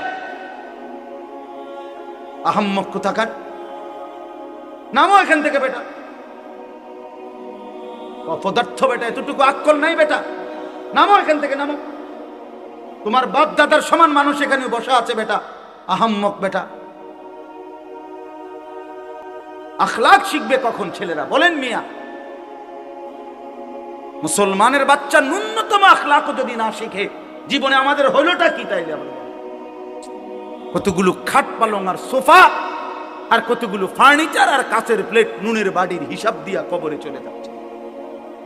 জীবন মানে কতকটা ঘর করছে, জিন্দিগি মানে একটা বিল্ডিং করে দিছে, জিন্দিগি মানে এক সেট খাট বানাইয়া সোফা বানাইয়া দিছে। খালাস 60 বছর জীবনের ব্যয় করছে এই একটা কাম, এতটুকুই জীবন মিয়া। সন্তান যদি আখলাক না শিখে, স্ত্রী যদি পর্দানশীল না হয়, ছেলেটা যদি নামাজি না হয়, মেয়েটা যদি পর্দানশীল না হয়, খাট পালং আর এই সোফা ফার্নিচার দিয়া হবে কি? কি হবে মিয়া? 10 বছরের ব্যবধানে, 20 বছরের ব্যবধানে একটা ফার্নিচারও আমনে মইরা 20 বছর পরে কবর থেকে উঠা আমনের ঘরে আইসা ঢুইকা দেখেন আমনের আমলের বানানো কিচ্ছু কিচ্ছু নাই। আমার দাদা 10 গ্রামের মধ্যে জমিওয়ালা ছিলেন। আমার দাদার ফসলের জমি ছিল অনেক, হালের বলদ গরু ছিল অনেক। আমার দাদা সম্পদশালী ছিল, আমার দাদার বিরাট বাড়ি ছিল। দাদা মৃত্যুর 12 বছর গোনা, 12 বছর পরে আমি আমার জ্যাঠা, আপন বড় জ্যাঠারে বলছিলাম একদিন, জ্যাঠা আমার দাদার রেখে যাওয়া স্মৃতি হিসাবে বাড়িতে আমার দেখাইবার মতো কিছু আছে কিনা, একটা নুনের বাটি বা কাচের প্লেট বা কিছু একটা আমার কুদ্দুরি দেখান। আমার জ্যাঠা কাঁইদা দিছিল, কাঁইদা বলছিল, ভাতিজা তোরে দেখাইবার মতো কোনো কিছুই আমার বাবার স্মৃতি আমার কাছে নেই। মাত্র 12 বছর, এর নাম দুনিয়া। আমি দোকান এই দুনিয়ায় কিচ্ছু রাখে না, কিচ্ছু রাখে না।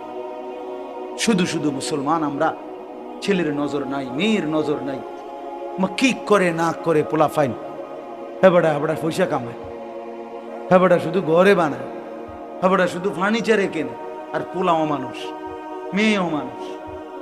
365 দিনে খোদার একটা বছরে কোনোদিন ফজরের নামাজ পড়ে না। এত বড় জানোয়ার মুসলমানের ঘরে ঘুমায় কেমনে বেটা? তার যদি বাপ থাকে, তার যদি মা বাইচা থাকে, যদি মা বাইচা থাকে, যদি বাপ বাইচা থাকে, এই সন্তান এত বড় জানোয়ার হইল কেমনে? তুই কোন মার ঘরে জন্ম নিলি না ফরমান? তুই কোন বাপের ঘরে জন্ম? কোনদিন ফজরের নামাজ পড়স না হাইওয়ান? তুই পৃথিবীতে আসলি কেন? কে তোরে বানায়? তো কুকুর বিড়ালের জিন্দিগি, এই যত জন্তু জানোয়ারের জিন্দিগি। জীবনের হিসাবে তো মিলাইতে জানেন না। ভাতের থালা কতুড়ি ভাত খাইতে লিস ভালো, খাইয়া পড়িয়া ভালো আছে, খাইয়া পড়িয়া মানুষ ভালো থাকে না। ভালো থাকা হয় ইমানে আমলে, নামাজে রোজায় ইবাদতে আমলে ভালো থাকে। খাইয়া পড়িয়া ভালো থাকার কিছু নাই। খাইয়া পড়িয়া আমরা চাইতে জন্তু জানোয়ার আরো বেশি খায়। একটি হাতি একদিনে 250 কেজি খাবার খায়। গবেষকদের 250 কেজি, 90 লিটার পানি পান করে। এটা বইতে আছে, গবেষকদের কথা। 90 লিটার পানি পান করে একটা হাতি একদিন। তো পৃথিবীতে কতগুলো হাতি? সারা বাংলাদেশে কতগুলো হাতি? সারা পৃথিবীতে কতগুলো হাতি? তার আল্লাহর দুনিয়া, আল্লাহর দেওয়া রিজিক ওরা কি পরিমাণ ভক্ষণ করছে, আমরা সেই তুলনায় কিছু খাইনি। কি খাই আমরা? কি খাই আমরা? এই জন্য দয়া করে রাগ হইয়েন না, বুঝাইতে চাইলাম। ছেলেদের দিকে নজর দেন, মেয়েদের দিকে নজর দেন। সংসারে মানুষ হলো আসল। মানুষ নষ্ট হইয়া গেলে ফার্নিচার দামি হইলে লাভ। ছেলে মেয়ে চরিত্রহীন হইলে খাটটা তো মজবুত, কিন্তু ছেলেটা তো ওই খাটে শুইয়া সারা রাত উলঙ্গ ছবি দেখে। ঘরটা তো বিল্ডিং এর বুঝলাম, টাইলসও বুঝলাম, তো মেয়েটা তো সারা রাত আরেকটা ছেলের সাথে অবৈধ প্রেমের আলাপ করে। তাহলে আপনার জীবনের অর্থ কি বাবা?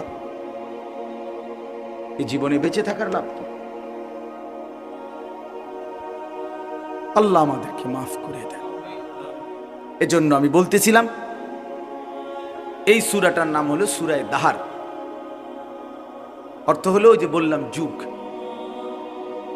এই সূরার মধ্যে একটা বৈশিষ্ট্য হলো আল্লাহ তাআলা এই সূরার মধ্যে জান্নাতের বর্ণনা, পুরা কোরআনের মধ্যেই জান্নাতের বর্ণনা আছে, তবে এই সূরার মধ্যে সবচেয়ে চমৎকার, মানে লম্বা এবং খুব হৃদয়গ্রাহী আকর্ষণীয় ভঙ্গিমায় আল্লাহ তাআলা জান্নাতের বর্ণনা দিয়েছেন এই সূরার মধ্যে। মানে জান্নাতের মেহমানদারিটা কেমন হবে আল্লাহ এটার একটা অসাধারণ বর্ণনা দিয়েছে।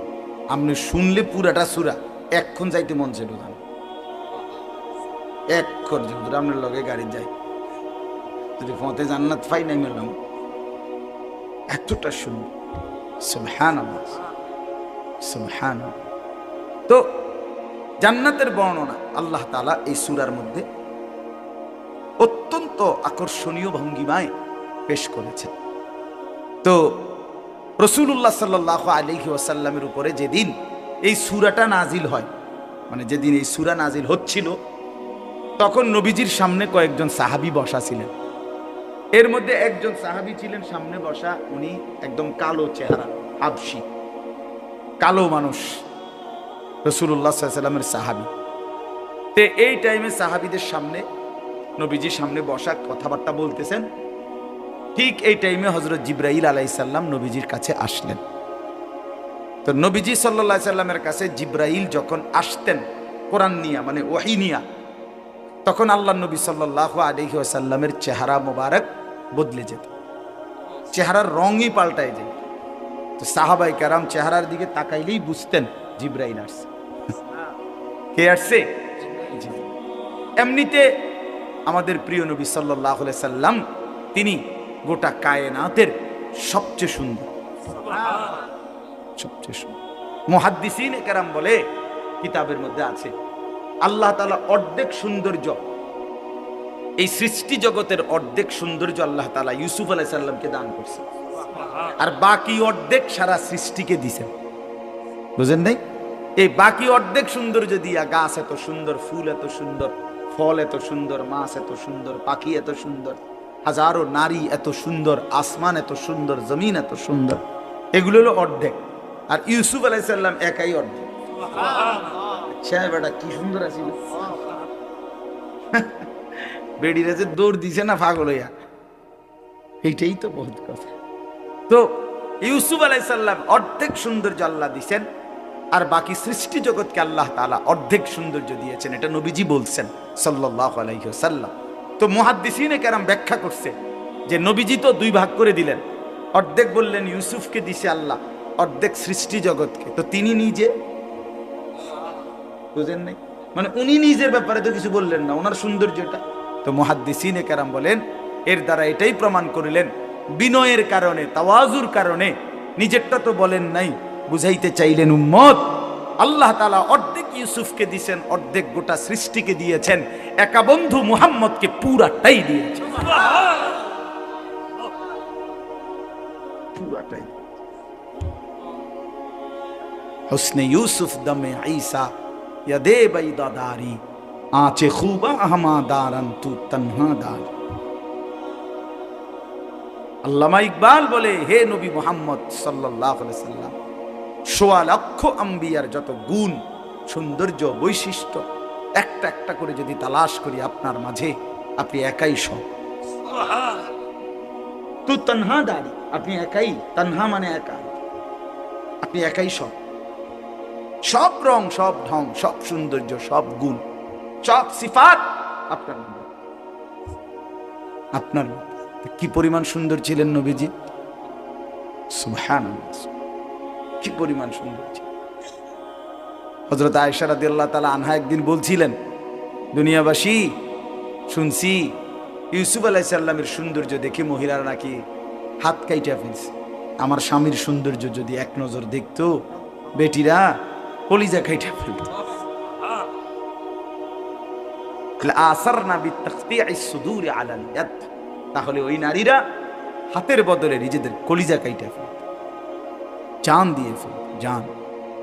এবং সাহাবায়ে কেরাম তো রাসূলুল্লাহ সাল্লাল্লাহু আলাইহি ওয়াসাল্লামের মহব্বতে অগণিত সাহাবী, অনেক সাহাবী জান দিয়ে দিয়েছে। निकल जाए दम तेरे कदमों के नीचे, यही दिल की हसरत, यही दिल की आरज़ू है। হ্যাঁ, সাহাবায়ে কেরামের মানসিকতাই ছিল যে হে প্রিয় বন্ধু, হে প্রিয় নবী, আপনার কদমের নিচে জীবন দিয়ে দিলাম। এটাই দিলের তামান্না ছিল, এটাই দিলের আফসোস ছিল, আফসোস ছিল। তো আল্লাহ নবী সাল্লাল্লাহু আলাইহি সাল্লাম সাহাবীদের সামনে বসা, তো জিবরাইল আসলেন, কোরআন নাজিল করলেন। নবীজি সাল্লাল্লাহু আলাইহি সাল্লাম, জিবরাইল যখন চলে গেলেন, তো আল্লাহ নবী সাল্লাল্লাহু আলাইহি ওয়াসাল্লাম এবার এই উপস্থিত সাহাবীদের কাছে এই সময়ে জিবরাইল এই সূরাটাই নাজিল করছে, ৭৬ নম্বর সূরা, ২৯ নম্বর পারা, সূরা দাহার। কি নাম? এই সূরাটা মাত্র ৩০টা আয়াত, ছোট সূরা। এই সূরা নাজিল করলেন, আল্লাহ নবী শুনাইলেন সাহাবীদেরকে। এই শুনাইছে যে এই জান্নাতের এমন বর্ণনা এই সূরার মধ্যে, বললাম না এতটা সুন্দর, এতটা হৃদয় কলজা শুদ্ধা লাইরা ফেলে। এইটা শুই না নবীজির জবানে, ওই যে সামনে যে একজন বললাম কালো রঙের সাহাবী ছিল, সাদা সিধা মানুষ, এমন কোনো উল্লেখযোগ্য না উনি, কিন্তু উনি রাসূলুল্লাহ সাল্লাল্লাহু আলাইহি সাল্লামের জবানে এই সূরার তেলাওয়াত শুই না, জান্নাতের বর্ণনা শুই না, একটা চিৎকার মারছে। এক চিৎকারে ওইখানেই তাফসীরে কুরতুবীতে লিখছে, ওইখানেই তিনি ইন্তেকাল করছে, সাথে সাথে জান দিয়ে ফেলছে।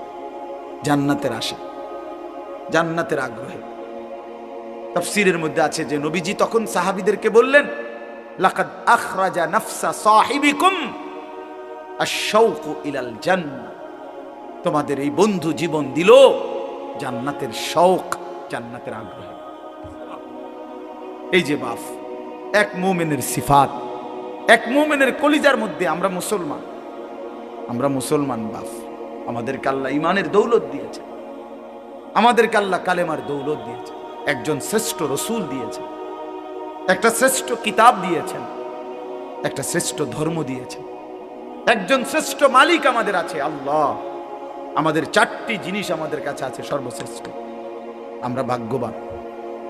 আমাদের সর্বশ্রেষ্ঠ আল্লাহ, আমাদের রসুল সর্বশ্রেষ্ঠ, আমাদের কিতাব সর্বশ্রেষ্ঠ, আমাদের ধর্ম সর্বশ্রেষ্ঠ। 4টি সর্বশ্রেষ্ঠ নিয়ামত যার কাছে আছে, সে নষ্ট হবে কেন? সে চরিত্রহীন হবে কেন? সে গুমরা হবে কেন? পথ হারা হবে কেন? সে জাহান্নামী হবে। তাইলে জান্নাত কার জন্য আল্লাহ বানাইলেন? আল্লাহ বলেন, বান্দা বলবেন, বিশ্বাস করেন, কোরআন শরীফে আছে, ফাবি আইয়ি হাদিসিন বাদাহু ইউমিনুন। আল্লাহ জিজ্ঞেস করেছে, বান্দা 23টা বছরে আমি 30 পারা কোরআন, আমার সর্বশ্রেষ্ঠ কথাগুলো নাজিল করলাম, এরপরে এর চাইতে দামি আর কোন কথা বললে, এর চাইতে দামি আর কোন কিতাব নাজিল করলে তুমি বান্দা আমার কথা বিশ্বাস করতে? কি বলবেন ভাই? একটু ভাবেন। কষ্ট করছেন আপনারা, রাত্র হয়ে গেছে, আমি শেষ করে দিচ্ছি। একটু ইনসাফের সাথে বলেন, কতবার বলছে একজন মালিক, তিনি আমাদের গোটা কায়নাতের, তিনি কতবার বললেন আকিমুসসালাহ, আকিমুসসালাহ, আকিমুসসালাহ, আকিমুসসালাহ, আকিমুসসালাহ। এরে বান্দা নামাজ পড়ো, নামাজ পড়ো, নামাজ পড়ো, নামাজ পড়ো, নামাজ পড়ো। ইত্তাকুল্লাহ, ইত্তাকুল্লাহ, ইত্তাকুল্লাহ, ইত্তাকুল্লাহ। এতবার বললেন আল্লাহকে ভয় করো, গুনাহ ছাড়ো, গুনাহ ছাড়ো, গুনাহ ছাড়ো। ফাত্তাকুন নার, ওয়াত্তাকুন নার, জাহান্নাম থেকে বাঁচো, জাহান্নাম থেকে বাঁচো। খোদার কসম বাপ, আল্লাহ হাসরের ময়দানে জিজ্ঞেস করবে আমাদেরকে, বান্দা আর কেমনে বললে, কতবার বললে, আর কোন কথা বললে তুমি আমার কথা মানতা? বলো না ভাই, নওজোয়ান ছেলে তোমরা বলো ভাই, যারা এক ওয়াক্ত নামাজ পড়ো না, কেন পড়ো না? কেন পড়ো না বাপ? বলো না ভাই, আল্লাহর কতবার বললে তুমি শুনতা? ওফ, আল্লাহ জিজ্ঞেস কর। তাফসীরের মধ্যে আছে, ওলামায়ে কেরাম বলে রাসূলুল্লাহ সাল্লাল্লাহু আলাইহি সাল্লামও জিজ্ঞেস করে হাসরের যে, উম্মত জানো তুমি 23টা বছর একটানা দিবা নিশি আমি কাঁদছি, আমি কাঁদছি উম্মত 23 বছর। নবী সাল্লাল্লাহু আলাইহি সাল্লাম জিজ্ঞেস করবে আমাদেরকে, 23টি বছর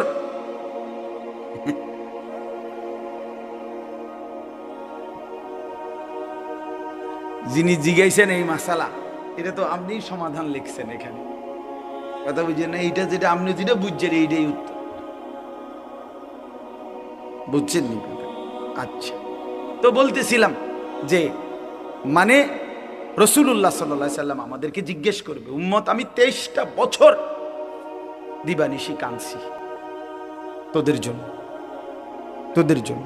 আম্মা জান আয়েশা রাদিয়াল্লাহু তাআলা আনহা বলেন, নবীজির স্ত্রী, উনি বলেন, দুনিয়াবাসী খোদার কসম আমি দেখছি এশার নামাজের পরে নবী সাল্লাল্লাহু আলাইহি সাল্লাম আমার হুজরার মধ্যে দাঁড়াইয়া চোখের পানি ফেলতে শুরু করছেন আর উম্মতের জন্য কাঁদতেছিলেন, দোয়া করতেছিলেন। আল্লাহর কসম, আম্মা জান আয়েশা বলে, ফজরের নামাজের আজানের আগ পর্যন্ত এক দাঁড়ানোতে নবী সারাটা রাত কাঁদছে আর দোয়া করছে। সারা রাত, সারা রাত, সারা রাত চোখ লাল হয়ে গেছে, দাড়ি মোবারক ভিজে গেছে, বুকের পশম ভিজে গেছে। ওয়াকাদ তাওয়াররামাত কাদামাহু, আম্মা জান আয়েশা বলে দুইটা পা ফুলে ফুলে গেছে। এত রাত কাঁদলেন। নবীজি বলবেন, উম্মত আমি সারা রাত কাঁদছি, তায়েফের পাথরের আঘাতে আমার পিঠ ছিদ্র করে ফেলছি, ক্ষুধার কষ্টে উম্মত আমি পেটে দুইটা পাথর বাঁধছি, উহুদের দান দান শহীদ করা রক্তে বেহুশ হয়ে আমি পড়েছিলাম লম্বা সময়। এত কষ্ট সইলাম, এত কাঁদলাম, এত রক্ত ঝরাইলাম। আর কত কাঁদলে, কত রক্ত ঝরাইলে উম্মত তুমি আমার কথা মনে পড়তো? বলে জিজ্ঞেস করো। আমার ভাই, আমি বলে গেলাম, নিজেদেরও ব্যস্ততা একটু বেশি এখন, এই জন্য বারবার আসতে। আমি তো কত আসছি আপনাদের এখানে, আশেপাশে কত মাহফিলে আসছি, ব্যক্তিগত অনেক ব্যস্ততা, কাজে কর্মের অনেক, বয়সের কারণে অনেক আলাদা মাহফিল ছাড়াও অনেক ছোটখাটো অনেক কাজ করতে হয়, যার কারণে তো কুলাইতে পারি না বারবার আসে।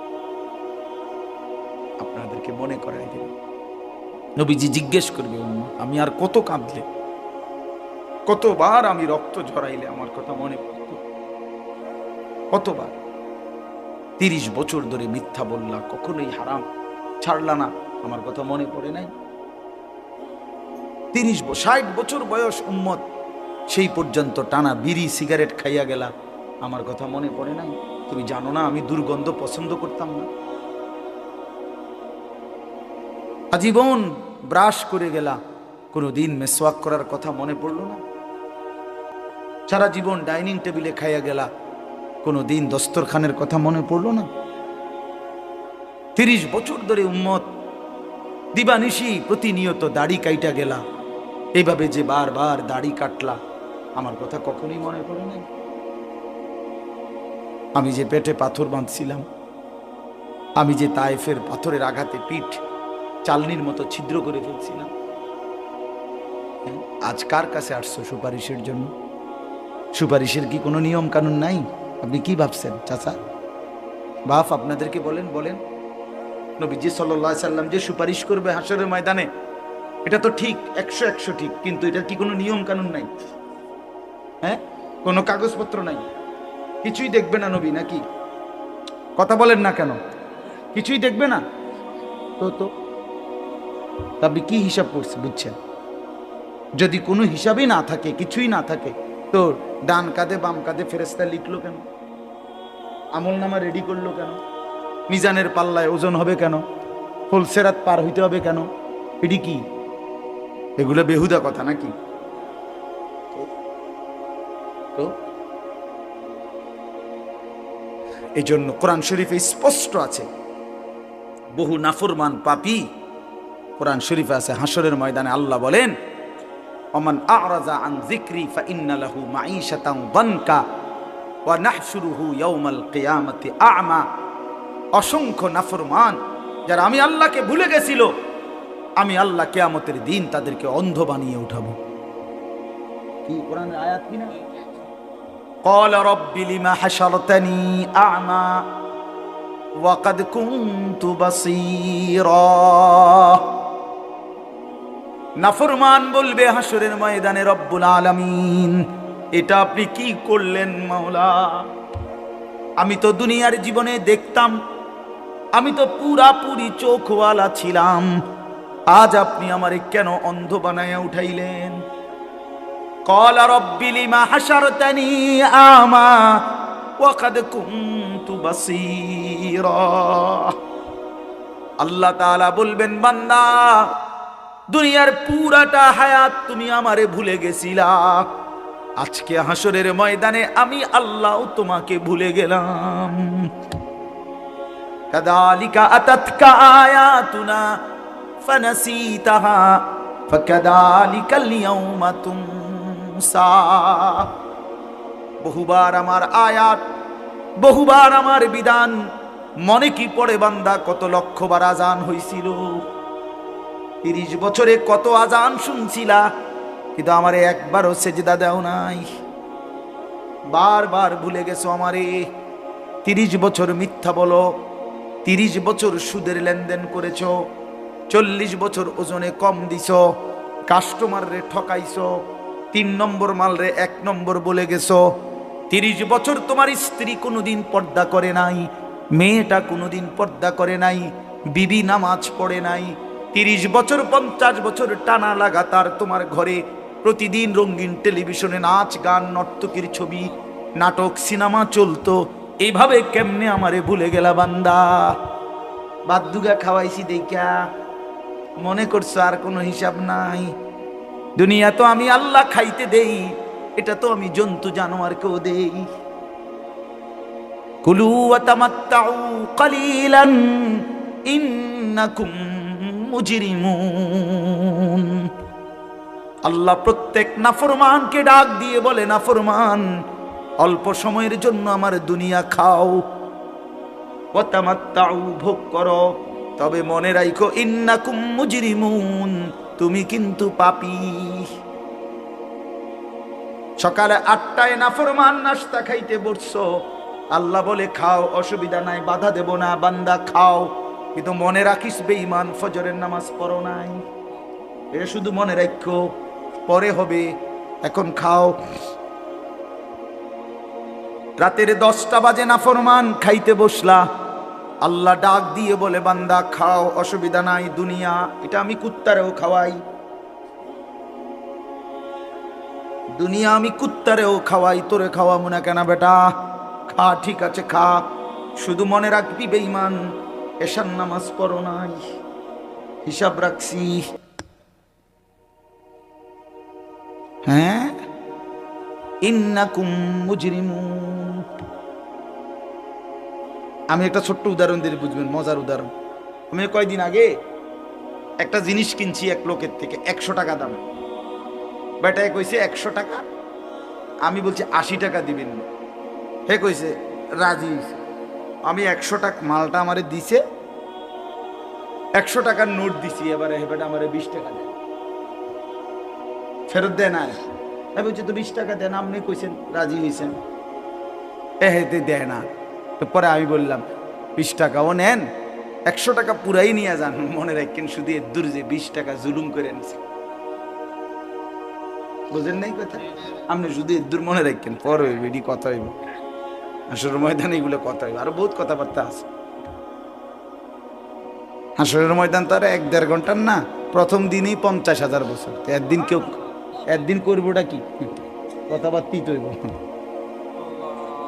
হাসরের ময়দানের একদিন কত? 50,000 বছর। কোরআন শরীফের আয়াতে আল্লাহ বলেন, তাহলে একদিন লাগাইয়া করমুটা কি?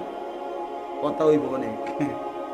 হ্যাঁ, এর সময় নিয়ে ফিডা হইব, ধীরে ধীরে সুন্দর করে যত্ন করে ফিডা, টাঙ্গাইয়া ফিডা। কি মনে করছো বান্দা? এজন্য আল্লাহ তাআলা বলে, বান্দা নাফরমান দুনিয়া ভোগ করবে, ঈমান কোনো অসুবিধা নাই। দুনিয়া আমি কুত্তারও ভোগ করাই, জানোয়ারকেও ভোগ করাই। ऐसे रहे या वैसे रहे, वहां देखना फिर कैसे रहे। দুনিয়া এমনে থাকো আর হেমনে থাকো, সুখে কিংবা দুঃখে, হাসি কিংবা কান্নায়, দুনিয়া একভাবে না একভাবে পার হয়েই যায়। দেখার বিষয় হলো ওইখানে কেমন থাকবে। বুঝেন নাই? এটা বুজুর্গদের কথা, আল্লাহওয়ালারা এটা বলে, ऐसे रहे या वैसे रहे, এমনে থাকো বা হেমনে থাকো, দুনিয়া একভাবে থাকাই হবে, কিন্তু ওয়াহা দেখনা ফির कैसे रहे, দেখার বিষয় হলো সেখানে কেমন থাকে। আল্লাহ আমাদেরকে বুঝ দান করেন। তো আল্লাহ তাআলা আমাদেরকে এখানে তিনটা কথা বলছেন, মনে করাইছেন। আপনি 1 মিনিটে শোনেন। 1 নাম্বার কথা হলো, আল্লাহ তাআলা মানুষকে সৃষ্টি করেছেন 7টি ধাপে। কয়টি ধাপে?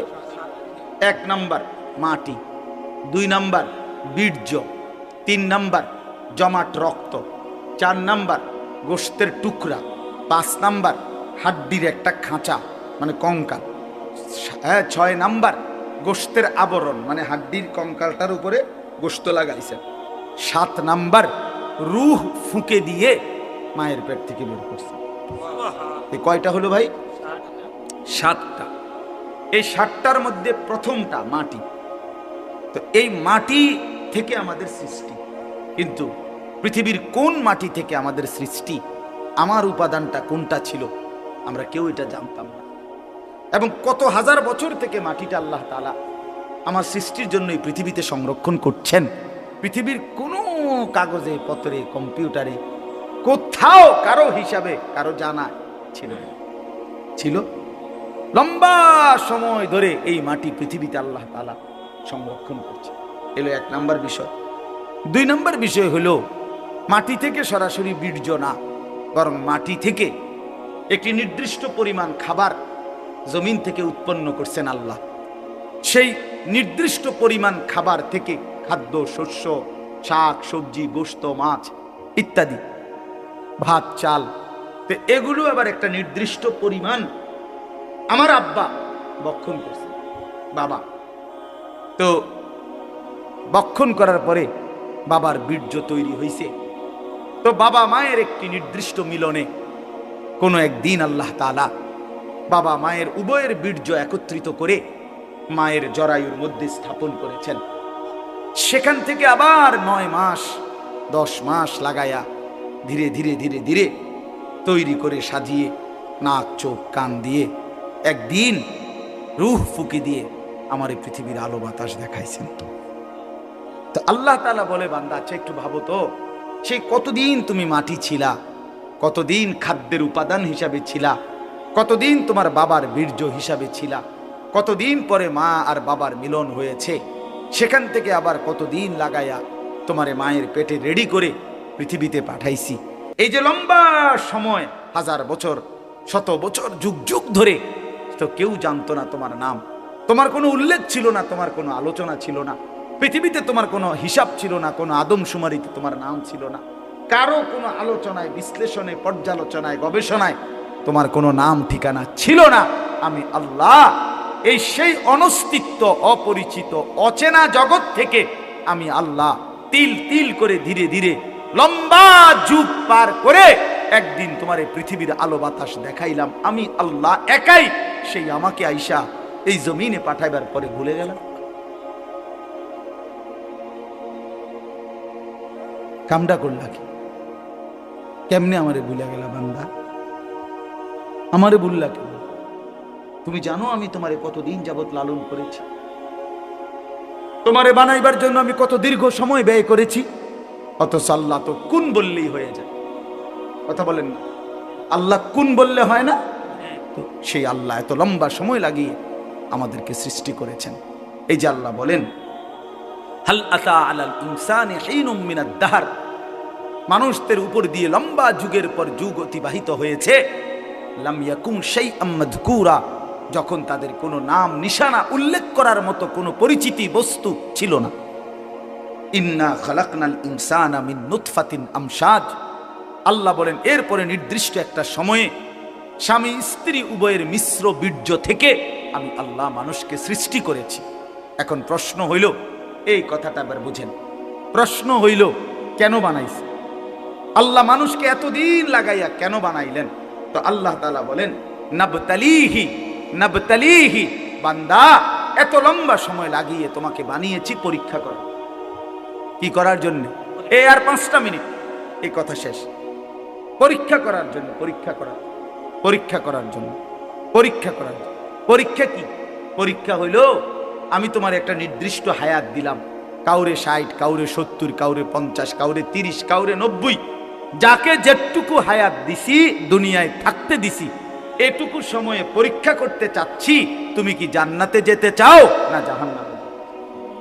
এই পরীক্ষার জন্য পৃথিবীতে থাকতে দিছি। বইয়া বইয়া বাত কতটি খাওয়ানোর লাগে, এনে বন সাবানের লাগে না, আর সিরা খাওয়ানোর লাগে, গপ পারণের জন্য না, আর বিড়ি খাওয়ার জন্য না, আর চা দোকানে আলাপ করার জন্য না, আর মোবাইল টিপার জন্য। আল্লাহ বলেন পরীক্ষা করার জন্য। এখন আসেন, আল্লাহ তাআলা বলেন, বান্দা আমি যদি প্রশ্ন করি আল্লাহকে, আল্লাহ আমি পরীক্ষায় উত্তীর্ণ হওয়ার জন্য, আমি জান্নাতের রাস্তা পাওয়ার জন্য আপনি আমারে কি দিছেন? আমি পরীক্ষায় উত্তীর্ণ হওয়ার জন্য আমারে দিলেন কি? তো আল্লাহ তাআলা বলেন, আমি তোমারে 3টা জিনিস দিছি। কয়টা জিনিস? 1 নাম্বার, আমার সমস্ত হুকুম মানার যোগ্যতা আমি তোমার পুরা শরীরের মধ্যে 100 দিয়েছি। এমন একটি হুকুম নাই যেটা তোমার দেহে পালন করার মতো সক্ষমতা নাই, এমন কোনো বিধান আমার নাই। আমি আল্লাহ শরীরটাকে এমন যোগ্যতা দিয়েই বানাইছি যে আমার ইবাদত 100 মানার মতো যোগ্যতা সম্পূর্ণ বডি। সুবহানাল্লাহ, কারণ এটা আমি বানাইছি। কে বানাইছে? আল্লাহ বানাইছে। মনে করেন আমারে বলছে রুকু দিতে, কিন্তু আমার কোমরটাই মনে করেন বাঁকা হয় সোজা, তো তাইলে না আমি বলতাম যে আল্লাহ আপনি আমার উপরে জুলুম করছেন, আমার কোমরে বাঁকা হয় না, আপনি আমারে কোন কি দিতাম? রুকু দিতাম। এটা কি এমন? আমারে আল্লাহ বললেন সেজদা দিতে, কারণ আমি নিচের দিকেই যাইতে পারি না, ঠিক আছে না? আমি নিচের দিকে যাইতে পারি, আমার কনুইও ভাঙ্গে না, আমার হাঁটুও ভাঙ্গে না, তা আমি সেজদা দিব কেমনে? এমন যদি হতো তাইলে না আপনি বলতেন যে আমারে আল্লাহ তাআলা জুলুম করছে। কিন্তু আমাদের কি সেজদা দেওয়ার মতো সক্ষমতা জরিলের মধ্যে আছে? আছে কি না বলেন না কেন? রাত হইছে দেখে আমি বাড়াইতে চাচ্ছি না, বুঝাইতে চাইলাম আল্লাহ তাআলা আমাদেরকে ওযু, গোসল, নামাজ, রোজা, হজ, যাকাত, জিকির, তেলাওয়াত, দান, সাদাকা সমস্ত গুনাহ থেকে বাঁচার পরিপূর্ণ যোগ্যতা আমাদের শরীরের মধ্যে দিয়েই আল্লাহ আমাদেরকে বানিয়েছেন। এজন্য আল্লাহ বলেন 1 নম্বরে ফাজআলনাহু সামিআম বাসীরা, আমি তোমাকে শুনবার জন্য কান দিয়েছি, দেখবার জন্য চোখ দিয়েছি। উদাহরণস্বরূপ 2টা বলছে, উদ্দেশ্য পুরা দেহ আমি সাজিয়ে দিছি যাতে করে আমার সমস্ত হুকুম মানতে পারো, নিষেধগুলো ছাড়তে পারো। এমন একটা বলো যেটা তোমার শরীরের সাথে মানানসই না, মানানসই। নবীজির একটা তরিকা বলেন যেটা আপনার আমার দেহের সাথে মানানসই না, এমন কি আছে? এমন কিছু?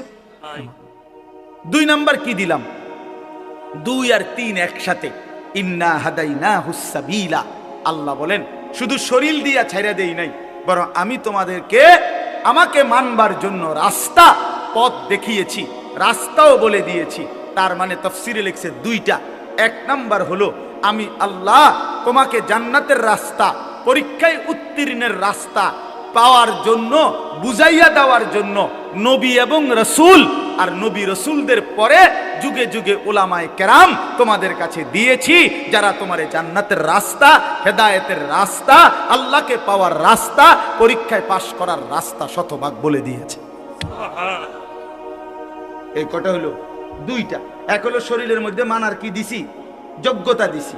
2 হলো বুঝাইয়া বলার জন্য নবী রসুল এবং এরপরে উলামায়ে কেরামকে দিয়েছি, ঠিক কি না? 3 নাম্বার, বুঝবার জন্য আমি আল্লাহ আসমানি কিতাব দিয়েছি। সুবহানাল্লাহ। এখন কি সমস্যা কও বান্দা? বুঝছেননি আমার কথা? এটাই শেষ কথা। আপনি বলেন আপনি নষ্ট হইলেন কেন? আমি নষ্ট হইলাম কেন? ছেলেরা চরিত্রহীন হইলা কেন? কেন নামাজ পড়ো নাই? শরীরে কোনো যোগ্যতা ছিল না এজন্য? কেন নামাজ পড়ো নাই? কেউ বুঝাইয়া বলার ছিল না এজন্য? কেন নামাজ পড়ো নাই? কোনো কিতাবে লেখা দেখতে পাও নাই এজন্য? বলেন না কেন? কথা বলেন না কেন? তাইলে আল্লাহ তাআলা আমাদের আল্লাহকে মানার যোগ্যতা শরীরে দিয়েছেন, বুঝাইয়া বলার জন্য নবী রসুল এবং তারপরে উলামায়ে কেরাম দিয়েছেন, বুঝবার জন্য কিতাব দিয়েছেন। তো আল্লাহ বলেন এবার আমি শুধু দেখতে চাই ইম্মা শাকিরা ওয়া ইম্মা কাফুরা, কে কে এই 3টি জিনিস পাওয়ার পরেও কে কে আমার অনুগত আর কে অবাধ্য। ঠিক আছে, চলো খাও, খাও দাও, ফুর্তি করো, দুনিয়া ভোগ করো, শুধু আমি খেয়াল রাখতেছি যে অনুগত কে, অবাধ্য। কথা বুঝছেন না? হিসাব হইতে আছে, হিসাব হচ্ছে। কথা বলেন না কেন? ডানে বামে কেউ লিখতেছে, হিসাব হচ্ছে। আল্লাহ বলেন পরে হিসাব খাতাপত্র পরে দেখাম, এখন খাও। ওই যে একটু আগে বললাম, আল্লাহ বলছে দুনিয়া খাও বান্দা, শুধু মনে রাখো তুমি বাটফা। শুধু এটা মনে রাখো, ভাত খাও কোনো অসুবিধা নেই, যে তুমি যে সিটার, শুধু এই কথাটা মনে রাখো। তুমি হারাম খোর, তুমি সুদ খোর, ঘুষ খোর, তুমি নির্লজ্জ, বেহায়া, বেহায়া, বেহায়া। আল্লাহর হুকুম যে মানে না সেটা বেহায়া। এই আল্লাহ বলেন, এবার যারা অবাধ্য আমার নাফরমানি করলো, আমি তাদের জন্য ইন্না আ'তাদনা, এই চতুর্থ আয়াত, ইন্না আ'তাদনা লিল কাফিরিনা সালাসিলা ওয়া আগলালা ওয়া সাইরা, আমি আমার নাফরমান বান্দাদের জন্য আখিরাতে রেডি রাখছি তিন জিনিস। কয় জিনিস? এক নাম্বার, আগুনের শিকল, 70 গজ লম্বা, 70 হাত লম্বা আগুনের শিকল। 70 জিরাআন ফাসলুকু, 70 হাত লম্বা আগুনের শিকল রেডি রাখছি, যেটা দিয়ে তোমারে পেঁচানো হবে, বাঁধা হবে। আর কি? আগলালান, 2 নাম্বার হলো তোমার জন্য আমি আল্লাহ তাআলা বেড়ি রাখছি, যেটা দিয়ে তোমার 2 হাত কনুইয়ের সাথে, কাঁধের সাথে বাঁধ দেওয়া হবে। এই 2 হাত এভাবে কাঁধের সাথে বাঁধ দিয়ে রাখা হবে। সরাসরি তাফসীর আছে। আশ্চর্য হলো, একজন সাহাবী বলছেন, আবু দারদা রাদিয়াল্লাহু তাআলা আনহু, এই কথাটা খুব সুন্দর, আমার সবচেয়ে মজা লাগছে তাফসীরের পর। উনি বলছেন, হে আল্লাহর বান্দা, আজকে তোমারে আল্লাহ তাআলা বলছে নামাজের জন্য হাত উঠাও। এমনি নামাজের জন্য হাত উঠাইতে হয় না? নামাজ শুরু করে কেমনে? হাত উঠাইতে হয় কিনা? তো বলেন, আল্লাহ বলে, উনি বলেন যে আল্লাহ আজকে তোমারে বলছে নামাজের জন্য হাত উঠাও, তাইলে তোমার আখিরাতে জান্নাত মিলবে। তো তুমি হাতটা উঠাইলা না নামাজের জন্য। আল্লাহ বলছে, তিনি বলেন, একদিন সত্যি সত্যি আল্লাহ হাসরের ময়দানে তোমার হাতটা উঠাবে, কিন্তু সেদিন হাতটা আগুনের বেড়ি দিয়া বাঁধ দিয়া দেবে। আজ উঠাইলে সেজদা হইতো, আজ উঠাইলে নেকি হইতো, আজ উঠাইলে জান্নাত মিলতো। সেদিন উঠাবে ঠিক, কিন্তু সেটা আর জান্নাতের জন্য না, জাহান্নামে ফেলবার জন্য। হাত উঠাইতে হবে। হাত কি? আজ তো সুন্দরভাবে উঠাইলা না, আজ উঠাইলে নেকি হইতো। ও সাইরা, আল্লাহ বলেন, আর আমি রেডি রাখছি সমস্ত নাফরমানের জন্য জাহান্নামের আগুন। এরপরে ইন্নাল আবরারা, শেষ, ইন্নাল আবরারা ইয়াশরাবুনা মিন কাসিন কানা মিজাজুহা কাফুরা। আল্লাহু আকবার। আল্লাহ তাআলা বলেন, আমি আমার নেককার বান্দাদের জন্য রেখেছি সুগন্ধিময় জান্নাতের ঝর্ণা কাফুর। এই কাফুর একটি ঝর্ণার নাম, জান্নাতের একটি স্পেশাল ঝর্ণা।